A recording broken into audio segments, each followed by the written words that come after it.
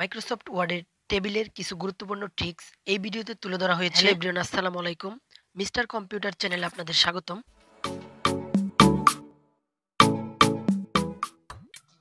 Microsoft ওয়ার্ডে table processing করার জন্য এট ফার্স্ট ইনসার্টে প্রেস করতে হবে। এখান থেকে টেবিল দেখা যাবে। এই টেবিলে আমরা যাব। 5টি কলাম এবং 5টি রো এই ব্ল্যাঙ্ক পেজে ইনপুট করা হলো। টেবিলের সঠিক ব্যবহারের জন্য এর ভিতরে কিছু ওয়ার্ড আমি লিখে দেখাচ্ছি। এটি দিয়ে আজ কাজ করব।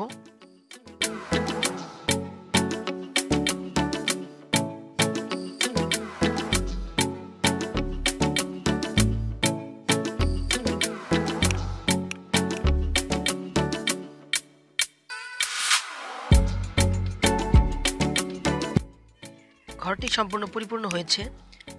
এবার টোটালের যে ঘরটি দেখা যাচ্ছে এই ঘরটি মার্ক করব, অর্থাৎ সিলেক্ট করব পুরাটি। সিলেক্ট করার পর এখানে দেখা যাবে লেআউটে প্রেস করব। অতঃপর দেখা যাবে ডিলিটে প্রেস করার সাথে সাথে মানে এখানে ডিলিট কলাম, এটি যদি প্রেস করি ডান পাশে টোটাল ঘরটি চলে যাবে। বোঝার সুবিধার্থে ঘরটি আমি আবার পুনরায় নিয়ে আসলাম। এবার রো কিভাবে ডিলিট করতে হয় ঠিক আগের মতো দুটি ঘর এভাবে সিলেক্ট করব, লেআউটে যাব।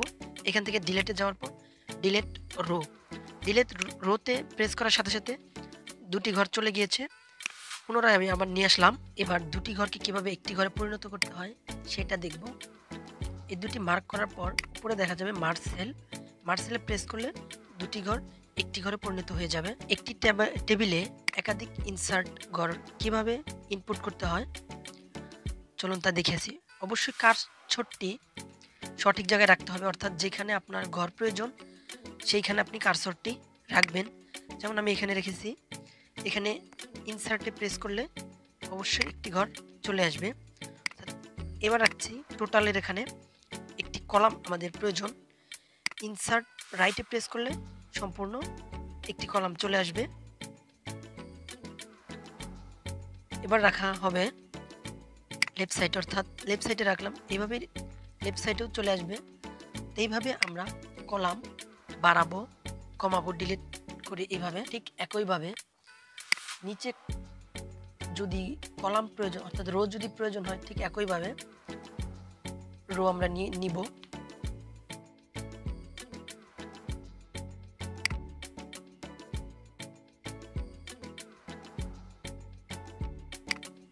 আমাদের মাঝখানে একটি ব্ল্যাঙ্ক টেবিল রো লাগবে, অর্থাৎ যেখানে কার্সরটি রাখবেন ঠিক তার উপরের একটি ব্ল্যাঙ্ক রো চলে আসবে। এখানে যদি আমাদের কিছু মিসিং হয়ে থাকে এখানে লিখতে পারবো।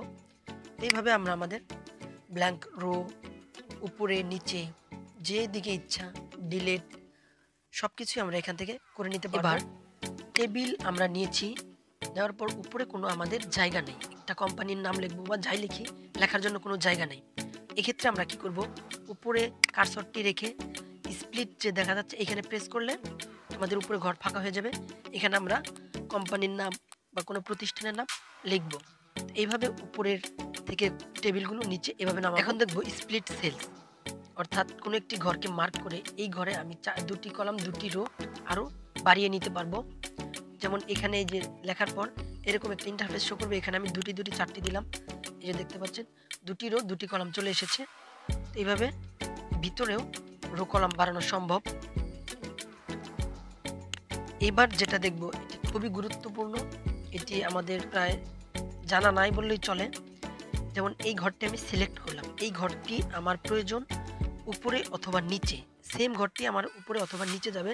সেক্ষেত্রে এই ঘরটি আমি কিভাবে উপরে এবং নিচে নিব, সেক্ষেত্রে কিবোর্ডে থাকা অল্টার এবং যে অ্যারো বাটনগুলো দেখা যাচ্ছে উপর নিচ ডানে বামে যেদিকে ইচ্ছা আমি প্রেস করে ধরে নিতে পারবো। যেমন এই বগুড়া ঘরটি আমি নিচে চাইলে নিচে নিতে পারবো, টেবিল থেকে আলাদা করতে চাইলে আলাদাও করতে পারবো, অথবা উপরেও যদি নিচে চাই উপরেও নিতে পারবো।